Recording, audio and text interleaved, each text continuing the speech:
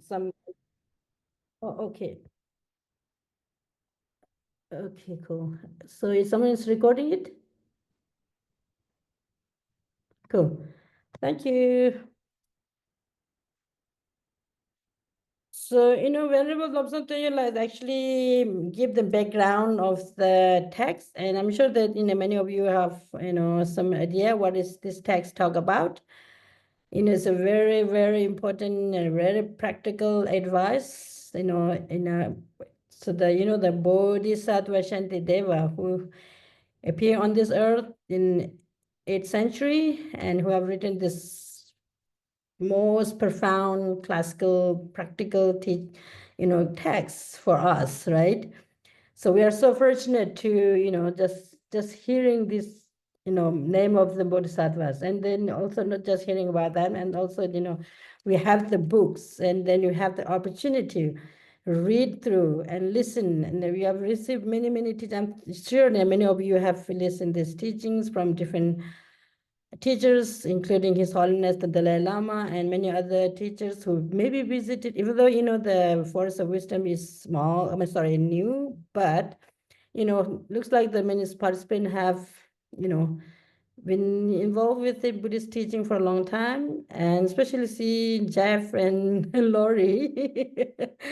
So you're here just, to share our, the 1 hour kind of experience in the screen. I don't know if I have anything I've offered to you or not, but it's good to be, sitting together and share with you. Okay, so it seems I can't really, I don't know, I tried to share the screen, but I couldn't really get, figure it out because of this technology thing. Sometimes it's just become really complicated. Last time I was able to do it. Now I can't really do it.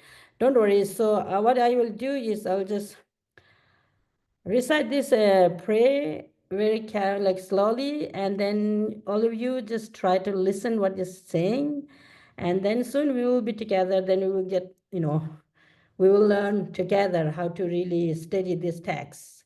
So valuable, so valuable. It's really helpful for our lives, and especially the chapter 10, teaching on how to guide, how to really live life very fully with increasing our wisdom and compassion, expanding our compassion and loving kindness by understanding not only that, but also like what is patience, what is ethical conduct, and we will learn all of them, by step by step in a way.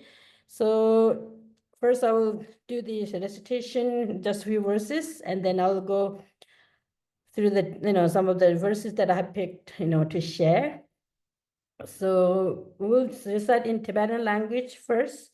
And I think some of you know, how to recite the Tibetan language. But if you don't know, maybe just listen carefully. It's just planting some seed. So the language, Tibetan language is beautiful, Okay.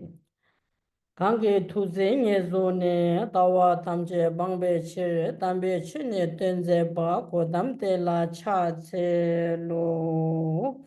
And then in English, enthused by great compassion, you taught the immaculate Dharma to dispel all poverty views. To you, the Buddha Gautama, I pay homage.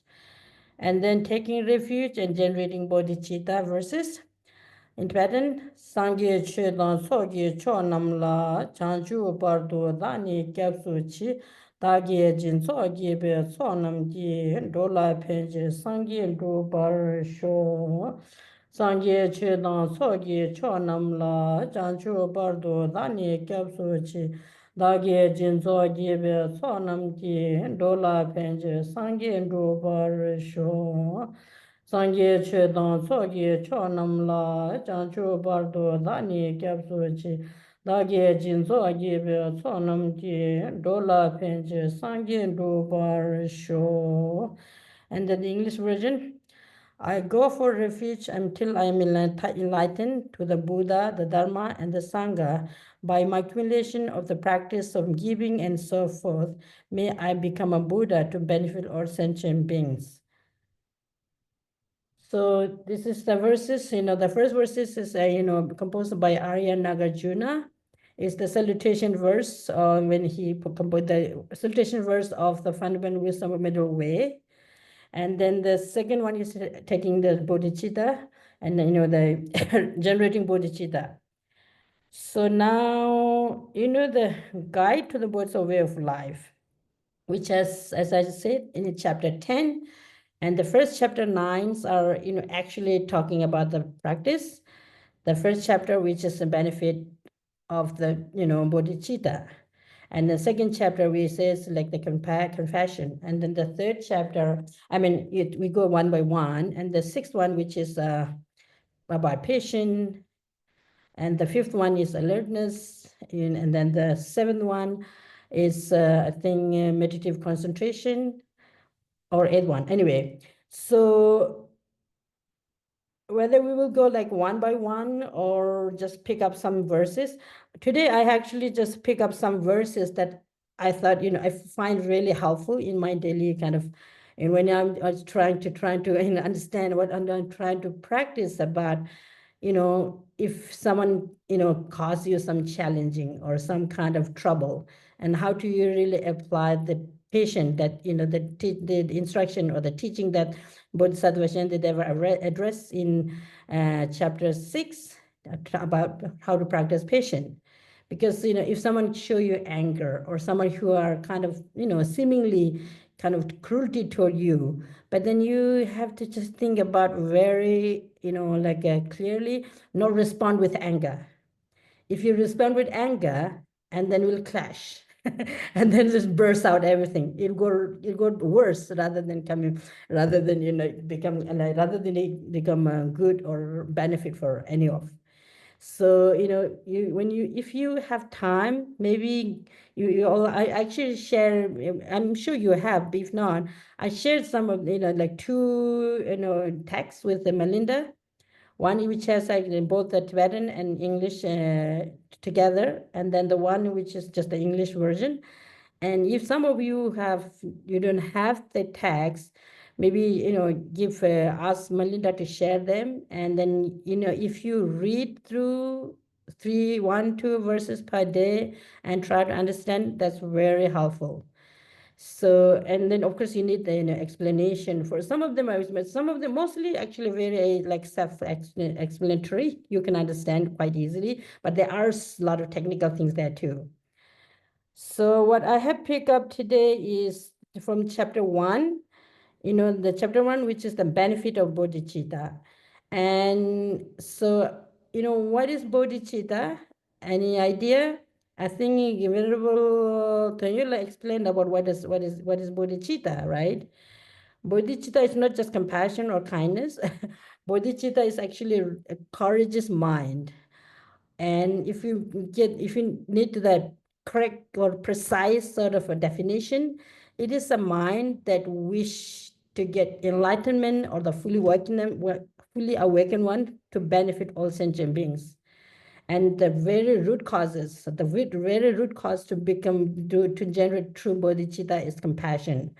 And then, when you generate the bodhicitta, there are, like many, kind of preliminary practice you have to do, like immeasurable practice, and, the renunciation. But mainly when you do the practice, it's like there are 2 lineages. How do you really, generate bodhicitta? And the 2 lineages known as the sevenfold cause and effect, step, or lineage or step. Sevenfold cause and effect, and then the second one, which is, like exchanging and equalizing, like exchanging self with others, and which have like 9 steps. And if you just study this step by step, that really help. And this tradition, how it came from, it's actually really rooted to the Buddha, and from Buddha, the teaching from the Buddha to pass Arya maturity, the future Buddha, we call it the mature, the Buddha of kindness. It's known as a Buddha of kindness. In Tibetan, you call like a Gyawa Chamba. Gyawa Chamba means the Victoria. Chamba means, it's a kindness. So from the Buddha to Maitreya Buddha, and then Arya Asanga, and then all the Nalanda Master until His Holiness the Dalai Lama, the 14th Dalai Lama. This teaching lineage comes from unbrokenly from Buddha to until now. And it has the sevenfold in cause and effect. And then the second, which is from the Buddha to Arya Manjushri. Have you heard Arya Manjushri? Arya Manjushri is known as the Buddha of wisdom. So from Buddha to Arya Manjushri, then Arya Nagarjuna, Arya Deva. You have maybe it's good to know these names. They are all Nalanda masters from India, and then this teaching passed to Master Atisha, during the 11th century, who visited Tibet. Like his later life. I guess when he was visiting Tibet, he was, I think, about 70. That's the, biographies say. And, from Atisha, these two, lineage, or the two, like as a step that generate bodhicitta, it's actually just what you call it, like combined. So, of course, they combined before, but they were saying it combined. I don't know exactly what exactly it mean, but from Adisha until now, this tradition is mind training tradition. It's a mind training, or the generating bodhicitta or compassion. It's a very, very rich teaching, and you can find from Lama Tsongkhapa teachings, or the Gyaltsab Rinpoche's teaching, and many of our teachers who have actually carried this teaching until now. So this is how we really receive this teaching from many of our great masters. And we should feel like very fortunate, and we should feel like we are so proud that we met these teachings. These teachings it's not just meant for like those who are kind of those who have like an interest in Buddhism, but those who have interest into to become good person, to become, like a full full person. What do you mean by that? Those who really have kind of good heart. If you generate a good heart for yourself, it will it will really influence your families, friends, and then that you can expand that infinity.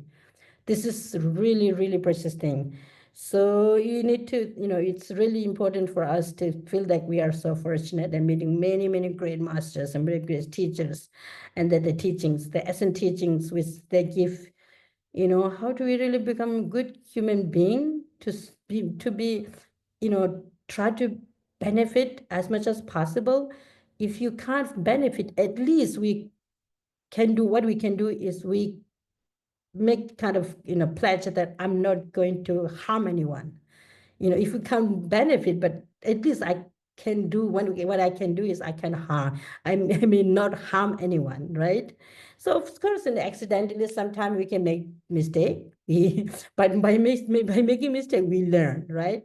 And then the Bodhisattva's teaching actually teach us the guide to the Bodhisattva way of life actually show how to really react when these kind of challenges come up, when you are having this obstacle comes up, especially when you're trying to learn some, like a good thing. It actually often, you have to face a lot of challenges. That's actually a good thing. It's opportunity. It gives you the opportunity to how to grow. It's actually give you opportunity to how to deal with life more gently, more skillfully, or more, we have to find, this actually give us a great opportunity. When you study the chapter 6 on the patient means, you know, practice patient instead of angry. If you get angry, of course you get occasionally you get angry, that's okay too, but do not really get that anger all the time. Never let the anger take over you. This is very important, so uh what I have chosen some of the verses from chapter 1, verse 15. If someone you have the text, verse 15 and 16, which is actually explained about what is bodhicitta, and then the two bodhicitta have two kind. Can you see like in verse 15, which is in Tibetan, is a Changju Semdin Durduna Nambani Sushejade. Changju Membe Semdan Changju Jubani, it's actually is the two types of bodhicitta. Bodhicitta, the definition or the meaning of the bodhicitta is a mind that wish to become Buddha to benefit all sentient beings. Okay, but in a Maitreya Buddha, there's another text called written by Maitreya Buddha. It's ornament to the clear realization, where it says, it's like if you just make sure, may I become a Buddha to benefit all sentient beings. This actually, give more or less, the meaning of the bodhicitta. And then how many different types of bodhicitta we have? There are, different way to how do you put in category or the classification.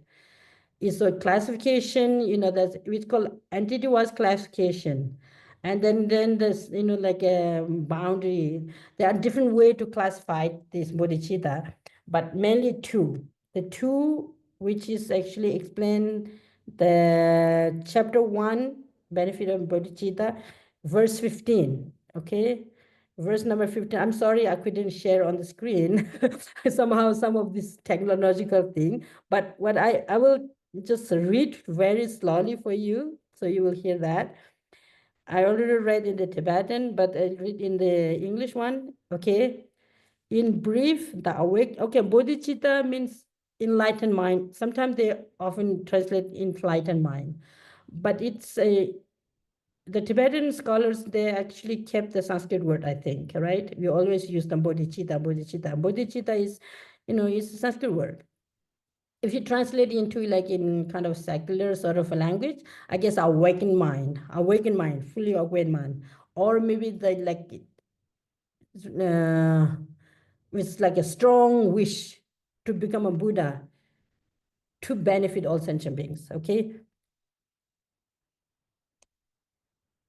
Oh yes, that's wonderful. Thank you so much. Okay, so yeah,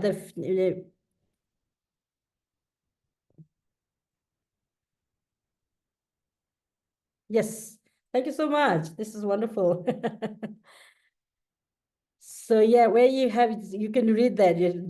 This is what it's mean in brief. The Tibetans, it's the same thing as the translation is beautiful, right? In brief, it's actually explain what is bodhicitta, how it working. For the previous verses explain about the bodhicitta, and then it had the classification or the category. In brief, the awakening mind should be understood to be of two types. Two types mean two categories. And what are they? The mind that aspire to awaken and the mind that venture to do it, right? So then in Tibetan, it's, aspirational bodhicitta and engaged bodhicitta, another term. People often use that aspirational bodhicitta and engaging bodhicitta. So aspirational bodhicitta is just a wish. May I become a Buddha to benefit all sentient beings. Wish, quite strong wish. May I become a Buddha for the benefit of sentient beings. And then engaging bodhicitta is, here is adventures, right? But engaging bodhicitta, and you have really generated the bodhicitta, and then you engage into the bodhisattva's conduct. Bodhisattva conducts mean the bodhisattvas in a practice. So what are the bodhisattva practices? In bodhisattvas are courageous people who dedicate their life for the sake of all other beings, right? And then the conduct, sorry, practicing the 6 perfections or 10 perfections. So 6 perfection: generosity and ethical discipline, Jimba Tsutim, and then Zopa, patient, Jimba Tsutim, Zopa, Sundi, enthusiasm or effort, joyous effort, Jimba Tsutim, Zopa. Sundi, oh yeah, sorry. Jimba, sorry. Jimba, Sutim, Zopa, Sundi, something shut up in Tibetan, okay? Jimba means generosity. Sutim means ethical discipline. Jimba, Sutim. Zopa means patient. Jimba, Sutim, Zopa. Sundi, joyous effort. and then Samten, meditative concentration, and Sherab is wisdom. So these are the bodhisattvas, like a practice. So then when you talk about generosity, and generosity also have like different types of generosity. You have three types: generosity of wealth, generosity of teaching, and then generosity of protection. In a way, they call it protection. So generosity of wealth, I mean, like you share, you if you have any, like extra material things, you share with the others. But when you do the practice of generosity, it has to come from your heart. Really, it's not really just you are being generous because the other people are like lower than you. No, we have to respect, those who are in difficult situation. I think it's best thing to respect them as a human being. And if there's a human being as one sort of sentient being, number one sentient being, and then is a human, then it's human are little bit superior than any other being somehow. So then human can do a lot good thing for others. So when you do the generosity of wealth, if you are giving, you are sharing things, food, clothes, medicine, anything, you really do from heart, and then with great care and respect. It's just taking the responsibility to others on your shoulder. So that way, when you practice this way, then the whole bodhisattva's practice actually involved in there. Like a loving kindness, patient concentration, and then like a meditative concentration, and then all this other practice could really come, like it will just complement each other. It will really, work out like wholeheartedly. If you really be generous with the wholeheartedly, or be, how should I say, with respect, with really respect those people, those who are in under kind of difficulties. Why we respect them? Because they have Buddha, they have the potential to become like a Buddha, and they have a potential to become good human being who can serve same thing what we are trying to do. And they also have a feeling, they also have this like a, they also have the right to enjoy what we enjoyed. So think about the interdependencies of each other, and with that, really look them like your own child, or your own mothers, or your own fathers. It just treat them like it's very equally. Equanimity practice, when you talk about the bodhicitta, the 7 steps and the 9 steps, equanimity is the kind of ground. It's like first step to practice. So what do you mean by equanimity? Just think about equal, me and others. I seek happiness, same as others. I'm seeking no suffering, same as others. It's just equal them, then I can, what was that? Uh, just equalize, just try to like minimize the self-centered attitude. Me is the first and others not. This kind of attitude, the bias attitude, we always usually have this bias attitude. I am the first person, then the rest is okay. If this kind of attitude, it won't work much about the bodhisattva's practice. Of course, we are ordinary people, you won't be like possible that we can do, as the text actually mentioned. But just think, and so, always try to give some thought about how can I awaken from this misery. How can I how can I really move away from this problem? And then not just me, same that everyone else also having these difficulties. So if there's a way that I can really make some differences, if there's a way, of course, yes, there's a way. We can change. We can really change. But change will come gradually, naturally, but the consistently, continually study and practice is the most important thing. Okay, what you hear, it says the awakening mind should be understood in two types. We were talking about the engaging bodhicitta, right? Bodhicitta, we could have our own level of bodhicitta too. Why not? Even though we are not bodhisattvas, but we, compared to some compared to some others, we are somehow in a, our own level bodhisattvas, our own level bodhisattvas, even though we are not entering into like any kind of realization or entering into any path.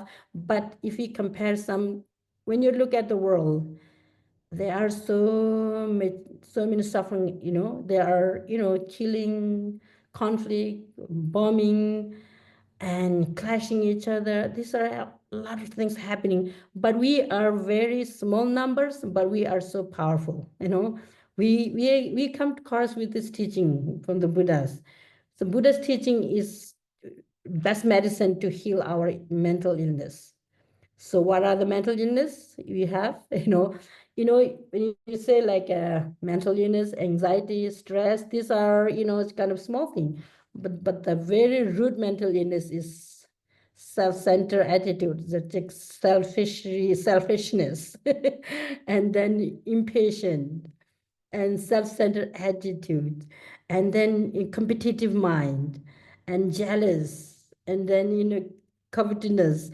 There are so many things that we can really identify. These are not kind of our nature of our mind, but there's kind of, it's come like a bubble, water bubble, or maybe like cloud. The sky is pure and clean and clear, but when it's cloud like black clouds or white cloud, whatever cloud comes, it covers the true nature.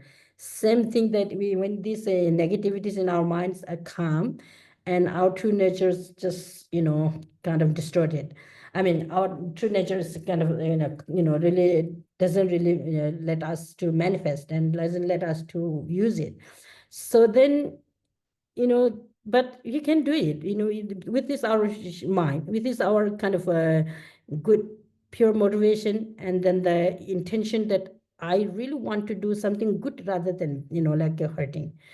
And just always try to this, what do you call it, mindfulness meditation. Of course, we really need to do something like a step by step, but mindfulness, in each and every situation you can practice mindfulness from morning to evening. You meet people, like go for work, and maybe you just do your practice, or you may go for school, or you may have to deal with some patient, like some sick people. I mean, whatever kind of work you are doing. And so just treat other people same as yourself, and in sometimes even more than yourself, more than yourself, because you really want them happy. If you really give the happiness to others, we receive the maximum benefit. We may receive the kind of really good contentment. We can rejoice with it. And so you have to be really, really assertive, what you call it, assertive. The mind has to be really assertive and active. And when there's a reason to be active, there's one reason to be toughness. We have to be toughness too. Bodhisattva practice is like a really courageous practice. Courageous practice means like bold practice, right? So if you want to do something really good thing, then you have to challenge things. Sometimes you like our personal, personally, some small thing could be lost, but that's okay. As long as we're safe, as long as we are not under the threat of our life, then it's okay. Go for it. But then you have to be really careful too. Don't get yourself like overwhelmed, and don't get yourself. There are, I think, some people who some people talk about what is called compassion fatigue, right? Do you ever get this?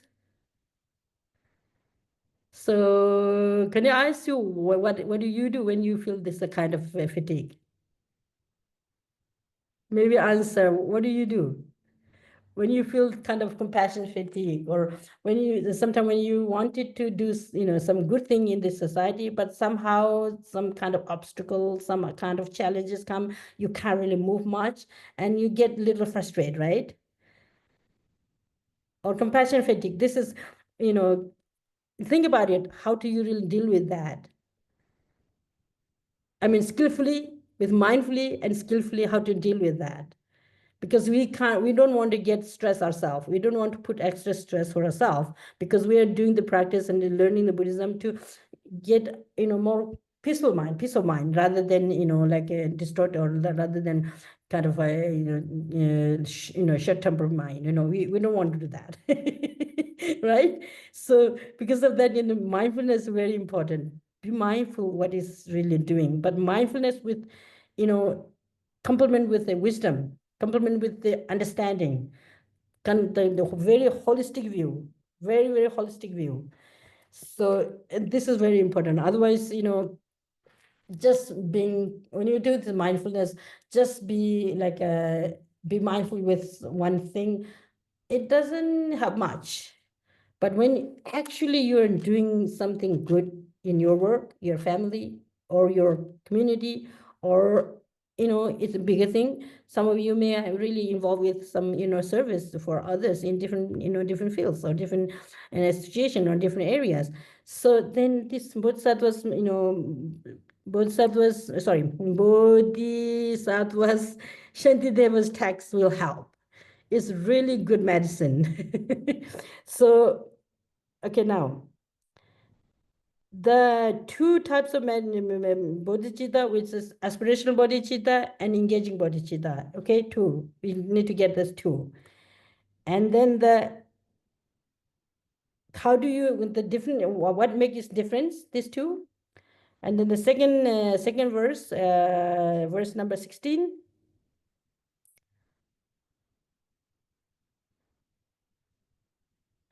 Okay, here. As it is understood by the distinction between aspiring to and actually going. So the wise understand in turn the distinction between these two. In Tibetan, it is very beautiful.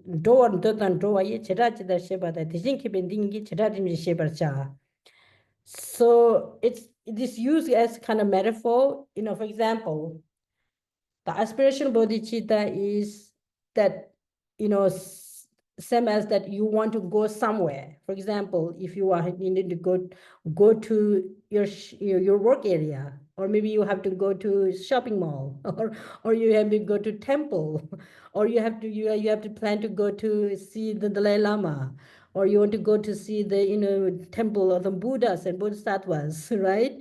So the wish to go to that place, that destination, is similar as aspirational bodhicitta is similar, like you wish to go to your destiny. Okay, and then engaged bodhicitta is just a wish, but no, you are not really, action wasn't really started yet. You are not really moving your, like getting your car, or maybe you're start walking toward your where you are, planning to go. So aspirational bodhicitta is just a wish. And then engaged bodhicitta is when you are actually, engaging, when you are actually really walking toward the destination. So in our daily life, or the example is, you are planning to go to visit, let's say, the Dalai Lama temple. Okay, the Dalai Lama temple is the Buddhahood, or the stage, the Buddhahood. Buddhahood means our, aspiring goal, the long-term goal, which is the same as, which is used as where you want to go. The Dalai Lama temple is the destiny where you want to go. And then when you wake up, put on your shoe, and then start walking, or getting your car, or maybe getting your in the buses or train, or whatever kind of a route you are taking. When you are really walking, that's actually the engaging bodhicitta. So this is just a metaphor. It's just an example.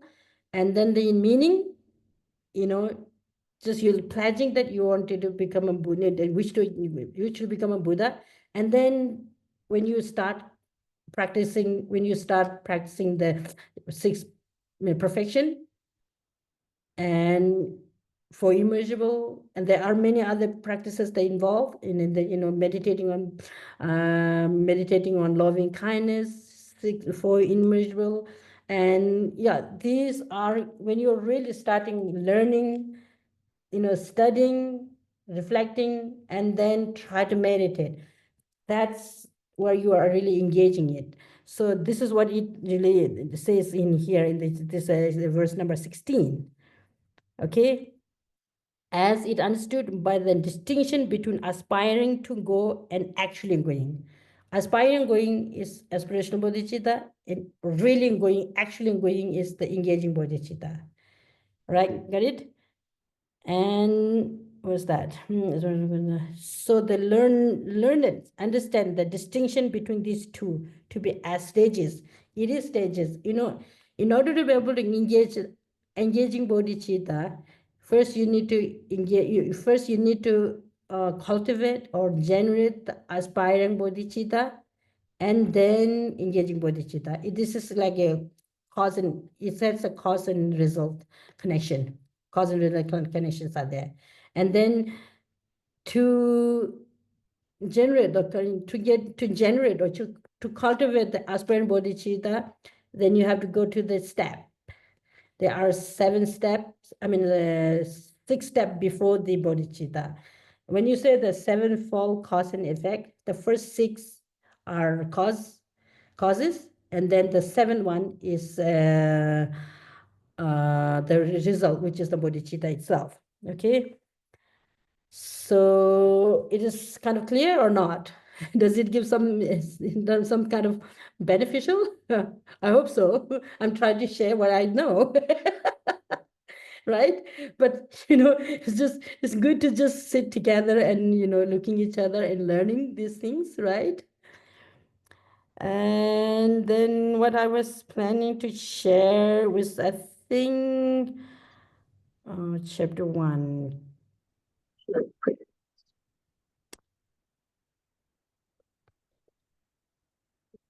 Bhante, Yes. I have a question. What are the difference between the 6 steps and the 7 factors of enlightenment? Or 7 factors in enlightenment. Oh, the What difference. difference? Okay. The differences between the 6 the 7-fold, sorry, 7-fold cause and effect, and then what was the other? 7 factors of enlightenment. 7 factors of enlightenment. Mindfulness, truth investigation, energy or effort, joy or rapture, calm and tranquility, concentration, and equanimity. Oh, Those are the 7 factors of enlightenment. Oh. In the Theravada tradition. 1 minute. If I understood correctly, I think you're talking about the 6 perfection practice, right? I was wondering what is the difference between the 6 perfection practices and the 7 factors of enlightenment. It sounds like there's a lot of crossover. 7 factors of enlightenment. I don't know that. What is the 7 factors of enlightenment? Oh. Actually, the 7 factors of enlightenment is coming from the Prajna Paramita text. I guess you're talking, right?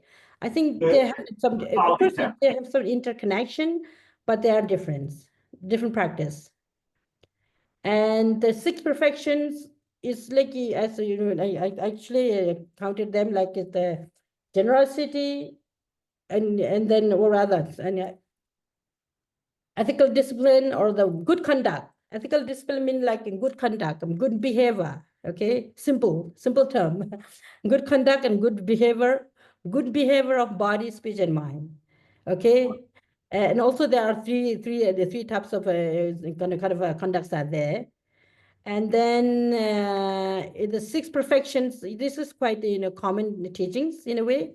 But when you say like 7 factors of enlightenment, are you talking from this 37 like a common practice that's come from the professional wisdom? Is that the one, or I'm not really clear about that? Yeah. No, this is from the Theravada tradition in the Pali text. Oh. I'm sorry, I'm not really. I think it's quite similar. It's actually there are 37 practice of Changjo Sudun. 37 practice of the enlightenment. Exactly, yeah, it's there. I think they are slightly different, yes. Okay, thank you. Yeah, it's slightly different, but it's complement each other. It doesn't mean like it's completely kind of different practice. It's really complement each other. Okay. Yeah. The 37 practice of enlightenment, it is actually the Theravada tradition, but also in Tibetan Buddhist tradition, the Sanskrit tradition, you have these practices are there. So, what you're saying, that's the seven factors of enlightenment, which is in the 37 practice of the enlightenment. There's no, don't mix up with the 37 practice of Bodhisattvas. That's another different one. The 37 practice of the Bodhisattva is actually 37 verses, how to practice, how to, the Bodhisattva engage into the Bodhisattva practice. But the 37, practice of enlightenment, which which has like a, what was that? I can't remember all of them, but it's actually factors that practice that are like the for mindfulness, and then for what was that? I can't remember now them. I don't have with them all in my door, but I have the in Tibetan language somehow. Yes, there are different practice. It doesn't really mean that they are completely like a different kind of, fields. They actually complement each other. Okay, in order to be able to practice the sixth perfection, the 37 practice of enlightenments are ground practice. It's like preliminary practice, or not only just preliminary, but actually on the way, when you are really entering into the real serious practice, these are always need to be practiced. Yes. Okay, any other question? Maybe good to go through some question answer, because my PowerPoint is not working.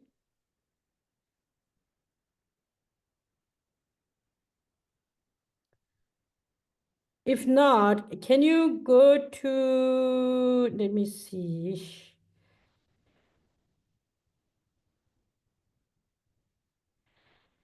Chapter 6 in the patient, which, chapter 6, patient, the first verse, and then the second and third verse. I want to share that actually, how this, how our virtues, we always try to do, chapter 6, patient.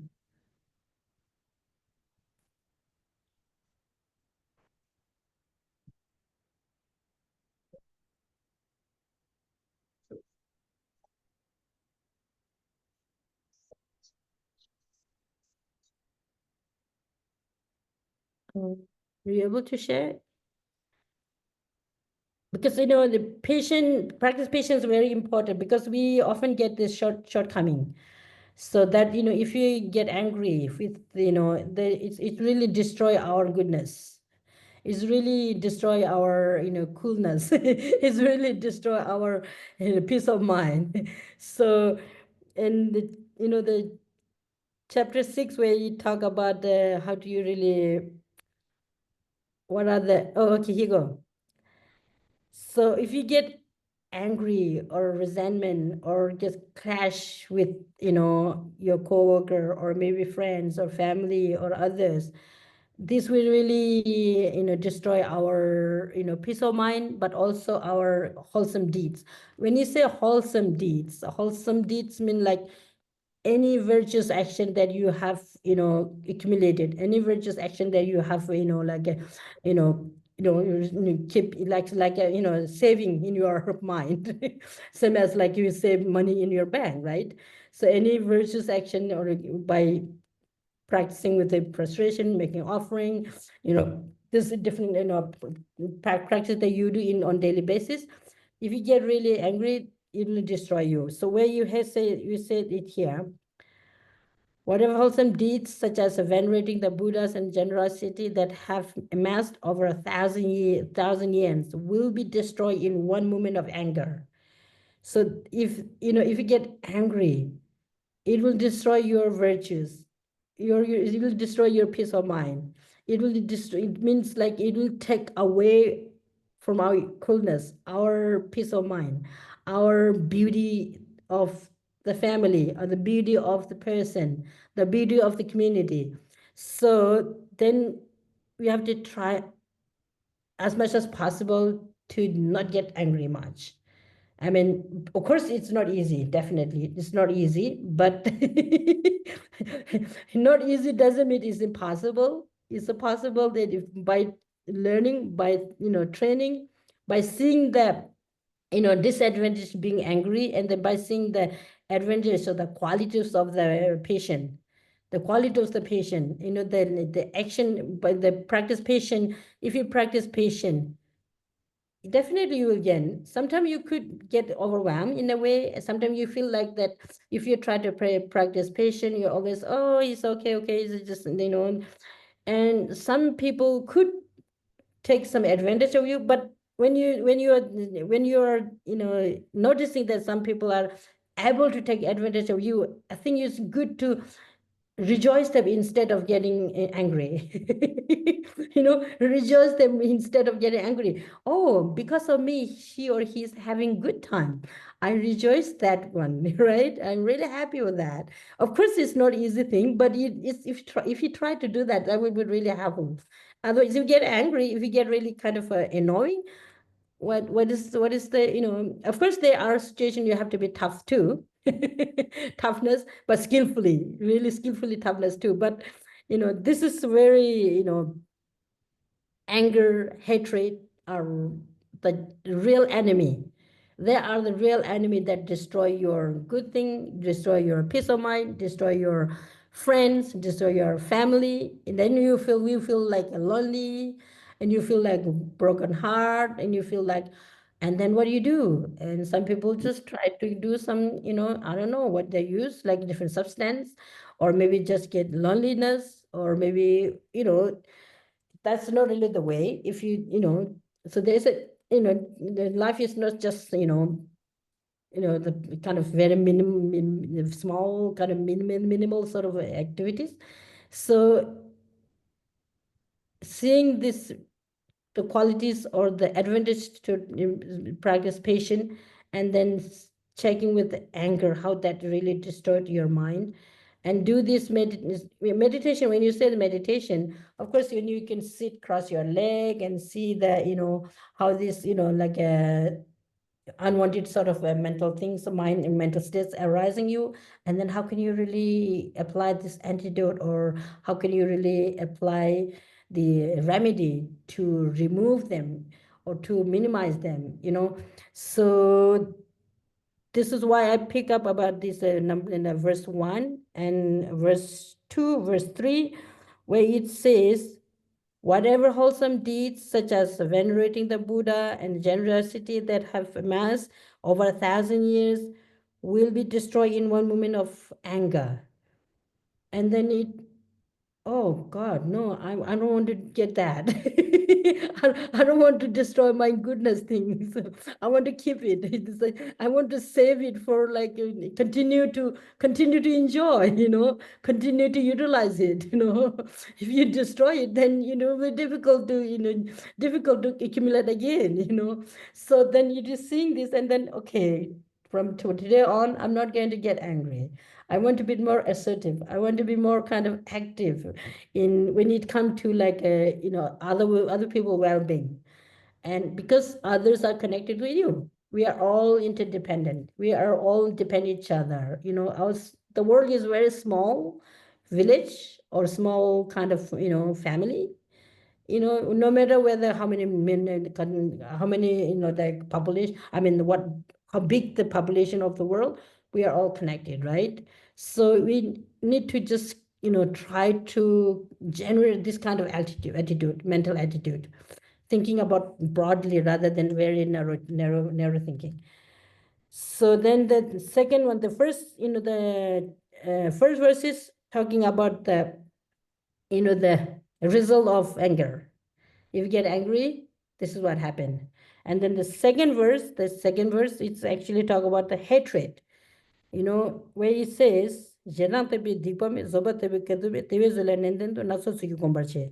is no evil like hatred. Evil, this is the word that used the translator. I think that's quite good, actually. Hatred is evil. If you are able to recognize hatred as an evil, we are advanced practitioner, I think. We are kind of, comparatively, we are advanced practitioner. Whether you call it practitioner or not, we are quite advanced. And yeah, it is evil, right? I mean, think about hatred. Why you hate? Your life is very short. We don't have much to live.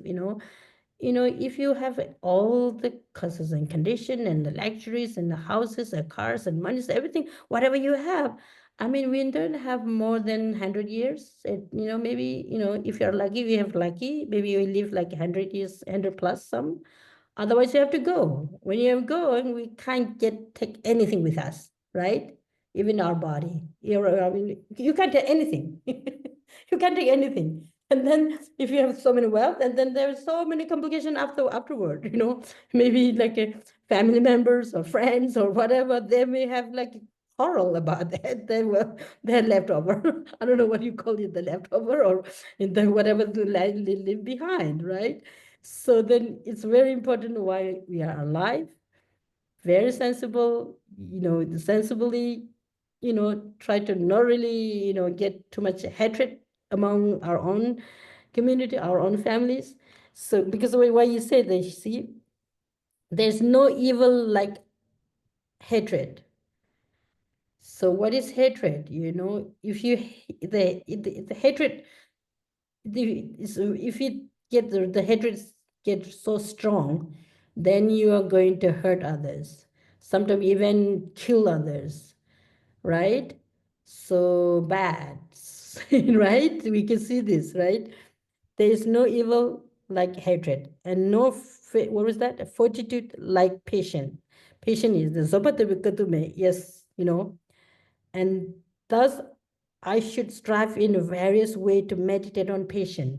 Meditate on patience doesn't mean, I think when you say meditate patient, yes, maybe good to just sit, cross your leg, and then in proper way in front of your altar. If you have altar in your home, it's good. If you don't, doesn't matter, just sit and calm down and then see the advantage or the qualities or the result what you get by practice patient, and then see the other side, uh, the hatred or the anger. If you hate others, we feel like when you hate others, our mind just not really in peace of mind, right? When you think very carefully, we can tell that. Then you try to how to really try to just minimize this mental attitude. See, and then here the verse number 3, the mind will not experience peace if it foster painful thoughts of hatred. See, painful thoughts of hatred. I should find no joy or happiness. Forget about, getting enlightenment. We won't find like joy and happiness. And happiness have like a different layers are there. Temporary happiness, we need temporary happiness in order to be able to get the big happiness or the long lasting happiness. You have to have create like our own level happiness. So how can you really, create our own level happiness? Try to minimize this hatred and hatred and anger, and then just try to build and strengthen our patient, like in the opposite, the direct opposite of hatred is love, actually, love and kindness. Zherang, it's like like hatred is actually kind of mental attitude that you really want to hurt others, but the opposite is like benefits others, to benefit or to the benefit is if you want to really just do that just switch this switch out the mental attitude instead of hate benefit, then this kind of the sense of hatred will cool down. Same as like when the water is boiling. For example, there's a fire, big fire going on. If you put some with some water, the fire will diminish, or the fire will diminish. But if you put kerosene on top of the burning fire, it will become the fire become, uncontrollably burning. Same thing, if you really get a feeling kind of hatred and anger, try to just see the opposite side, which is, like anger, patient, hatred, loving or benefit or loving kindness, and then ignorance, wisdom. And make this kind of a mental exercise that will really help us, right? So the number 3, where you said, my mind will not experience peace if it foster painful thoughts of hatred. I shall find no joy or happiness. Unable to sleep. Yes, exactly. If you hate so much, the hatred is so big and so strong, we will not able to sleep well, and we won't have sound sleep. But even the good food won't taste well. That's good, right? And even though you try to wear kind of good clothes, we maybe not look like you're wearing whatever, anything, So, these are really kind of helpful thing. So, this is really, really good to, try to apply in day-to-day life.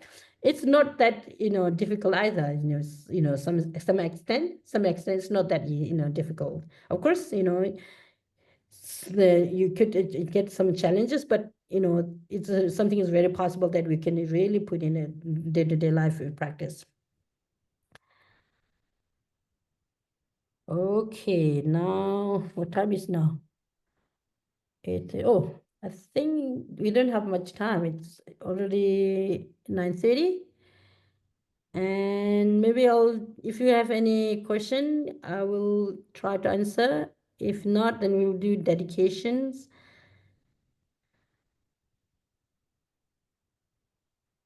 Yes. Okay, who will go first? Samuel, right? Hello, Venerable. Yes. I wanted to ask about the first verse of the 6th chapter First that says, the first verse of the 6th chapter Uh-huh. that says that just one moment of anger causes us to lose the eons of virtue. Mm-hmm. So if that were true, then by now we would Mm-hmm. have no virtue left at all. But don't worry, it's true. It says this actually, we have virtues, definitely, but we have virtues action. Because of that, we are human being, and because of that, we actually met this precious teaching. Because of that, we have the good family, we have the good friends, we do have, definitely. But what Bodhisattva Shantideva is saying is, better not get angry. Past is already finished. Past is past. It won't come back again, right? Yes, in the past we get angry, but it's already gone. But you do have some like some our own levels of like a patient, our own levels of virtues that we have created. Don't feel like a hopeless. That's very important. We have to be really courageous to do good thing. Because the thing about that, we are human being. We have the marvelous mind, and we do have the like in the virtues. I don't think us who are here now. How many of us are here? 15 or 13. We are good human beings, definitely. But then overall, what you're saying is like we don't have virtues. What do you mean by that? You get angry all the time, or what? No, but I have many moments of anger. Okay. So if that were true, then those Oh, moments oh, would oh, have oh, cut oh. down all the virtues. Oh. It's not really threatening, but Sadhu Shantideva is not threatening us. I get angry too sometimes. Yes, definitely. We all get angry because we are just ordinary human being. What we can do is our own level, try not get angry. If you get angry, this is what happened. So because of that, better not get angry, right? But you can't really force yourself too. If you get angry, maybe just give some big, like a dip, breathe. Or maybe you go to a swim in a swimming pool. It actually depend on the kind of a level of this emotion. And if it is something really high, but then you have to find, according to your own needs of help, therapy, maybe go for walk with friends or family. If not, try to listen music, I guess, or something else. Instead of getting too much kind of just thinking about this, we get angry because something is not right. I mean, just for a moment, just forget about that object where you get angry. Just try to move away and do something else. So definitely you have a lot of virtues in you. I can tell that. No worry. Really, I'm serious. I'm not really making up. I can tell you have a lot of virtues out there. So just rejoice what you have. Rejoice and appreciate what you have, good thing. Then you multiply the good thing. Then the negative thing, or some kind of problem with the anger, problem with hatred, problem with the jealous will slowly subside. Definitely, you don't need to worry about this. Keep trying, moving forward, not really backward. Yes, Jeffla, thank you. Thank you so much, Geshema, for sharing this precious text with everyone. I'm wondering if I could just reframe the earlier question from Forest of Wisdom, just to see if we can get some clarity around it. Because we have so many lists and so many numbers, and you mentioned a couple of different of those today. So the question from the Forest of Wisdom was about the 7 factors of enlightenment that are primarily the insight related to the 16 attributes of the Four Noble Truths.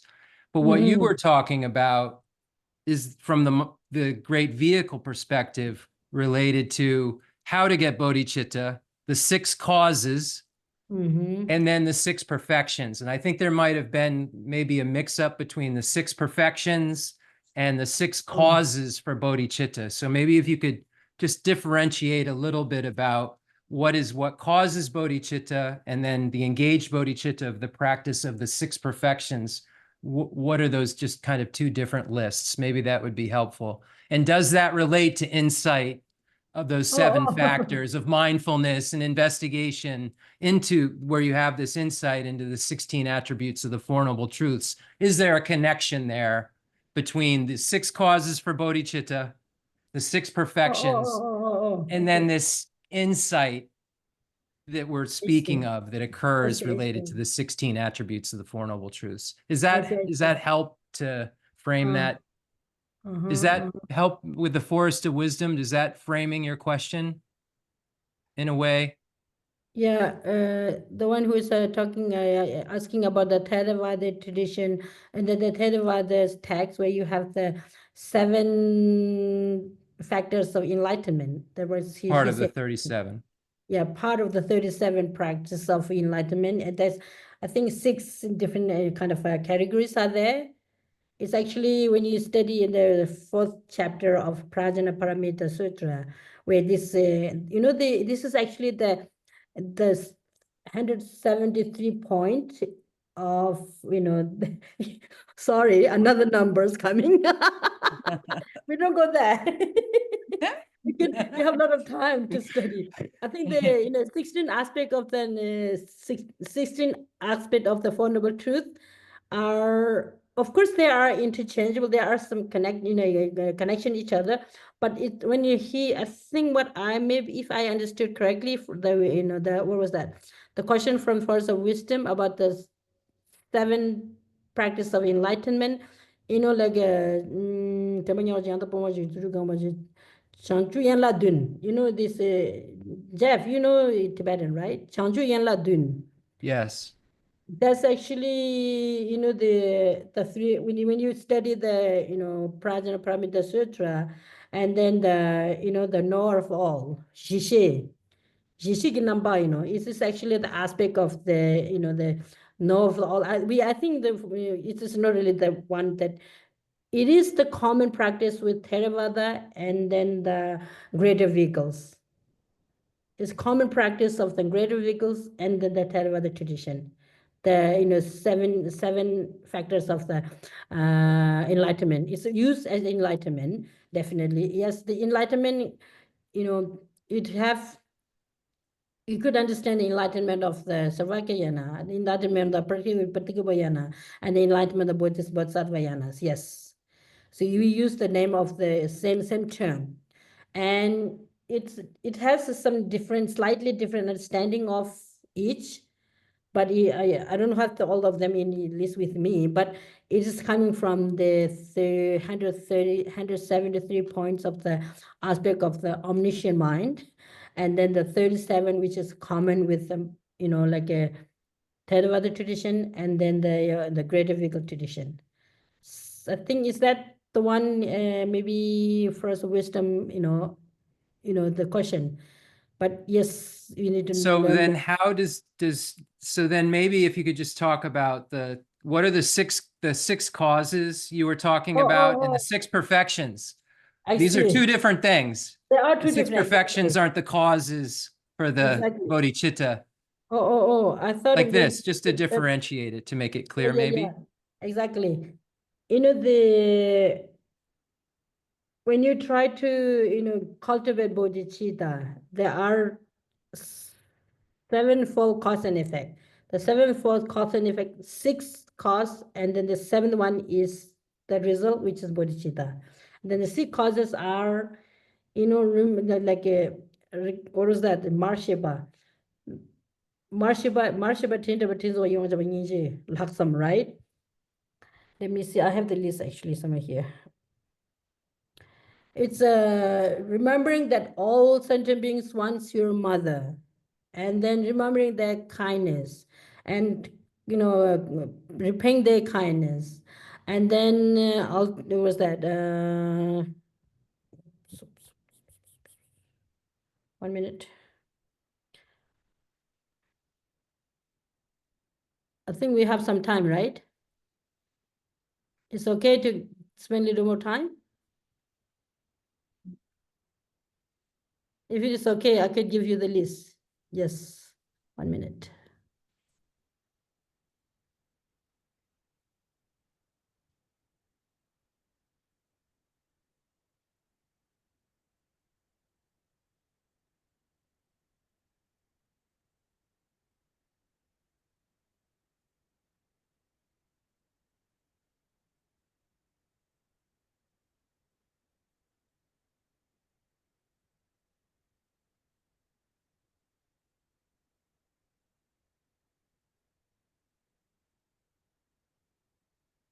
Sorry.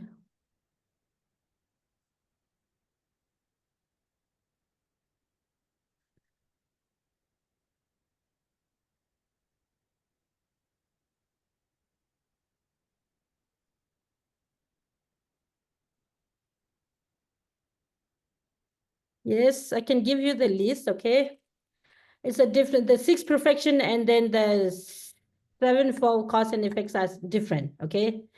The six, the sevenfold cause and effects are remembering all being as one's mothers, remembering their kindness, repaying their kindness, seeing being in the lights of great affection, great compassion, autism, and bodhicitta. So the first six are cause, and then the seventh one is the result, which is bodhicitta. Bodhicitta means awakening mind. So, and then the six perfections is, the Bodhisattva's practice, okay? So we could go the whole, oops. I think we could go a whole two, 3 session with that later, right? Thank you so much, Geshema. Thank you. I hope it makes some sense.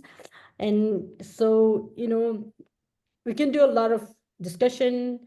It's good to have if you sit in circle together, that will be much more interactive, more it's easier. It's it's meeting on screen is also good, but I feel like a little little dryness. But anyway, don't worry. We're fortunate. Thank you for the technology.